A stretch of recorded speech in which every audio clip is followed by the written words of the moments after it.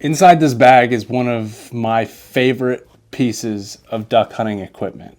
These are the cornerstone to pretty much every water decoy spread that I throw out. It's kind of changed everything for me with how I set my decoys. In this bag, I have not one, not two, not three, but 4 Higdon Pulsators, XS Pulsators. If you guys are looking for deals on these, I know a place that you can get some deals. Now, currently, I don't know if there's a deal going on, but generally speaking, if you're looking for a deal on Pulsators, RogersSportingGoods.com is the place to go. And I should probably mention that you can pick up this 4-slot water motion decoy bag from Rogers. It's got side pockets and everything on it. It's a sweet little bag, and it works great for these Pulsators, but we'll get into the bag here in just a little bit. Let's talk about these. If you guys have not seen a Pulsator before, it is basically a bilge pump strapped to the bottom of a butt-up decoy. It sucks the water in and it shoots it through this tube and it splashes against the top of this decoy body, and it'll wiggle and dance and shoot water and cause ripples in the water, and it looks really good. If you're looking for one that'll shoot water high and catch like a lot of sunlight and look really good, the Pintail shoots water higher than the mallards.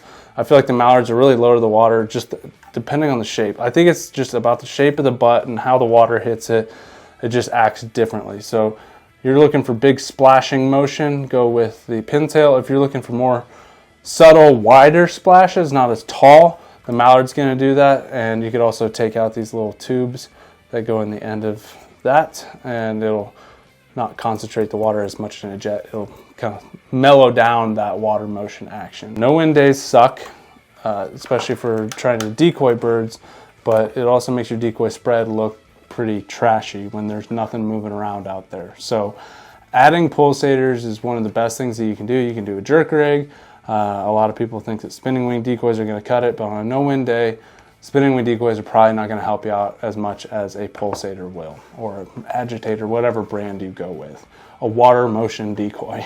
I like the Pulsator. I like this design of a water motion decoy, whether it be Lucky Duck or Higdon. I went with Higdon Pulsators and I haven't tried the Lucky Ducks before. As far as the Higdon goes, though, I've had really good luck with them. I've had decent luck, I should say, when they are functioning. I've had decent luck with the replacement parts and the new versions of the Pulsators. The biggest issue I had was with these cords, but the cords have now been upgraded on the replacement parts that I got. I had to replace these bilge pumps because the cords were actually like breaking off and coming out of here. So it had nothing to do with like the decoy or any of that internal stuff. It just, the power supply broke and then my decoy was out. So I wish there was a way that you could pop this open and reattach your leads, but that's obviously not an option. So you have to go ahead and replace the whole bilge. Other than that, I haven't had any issues with the Pulsators. I like them because they're easy to use. They add a lot of motion, and I bought 2 of them originally, and I liked them so much that I got 3. And I like 3 so much that I got 4, and I think I'm capped out at 4. I don't need any more than 4 in my decoy spread. But low wind days, even just normal days, I think the Pulsators are a great asset to a decoy spread, and I would honestly encourage people to pick up a water motion decoy first and a spinning wing decoy second. And the reason I say that is if you watch these decoys on the water on a nice sunny day, they will catch attention. They splash the water in the air, and that sunlight hits that water that's in the air, and it causes a nice little reflection, and it just draws the attention of an eye to that light source that's coming off the water. So adds motion to the decoys, catches attention of ducks in the air. What more could you want? The battery life that you could probably expect to get out of these is maybe 6 hours max. 4 to 6 hours is generally what I would say, and what I like to do is wait until like 5 minutes before shooting time, and then I go put these in the spread and sit down in the blind.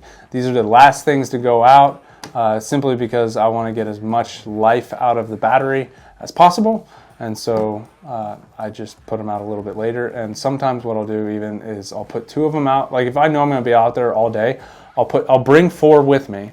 I'll put 2 out, and then when the 2 die, I put the other 2 out, and I have fresh batteries in those. So you can rotate them around. It's a big investment, but honestly, I love having 4 of them simply because I can put 2 on one side of a decoy spread, 2 on the other, 4 in the middle. Like it just adds well-rounded motion throughout the whole decoy spread versus it just being one little pulsator going back and forth in one spot. One more thing to think about is your water depth. So with your water depth with the pulsator, I mean, you're gonna need probably 5-6 inches of water to get the most out of it.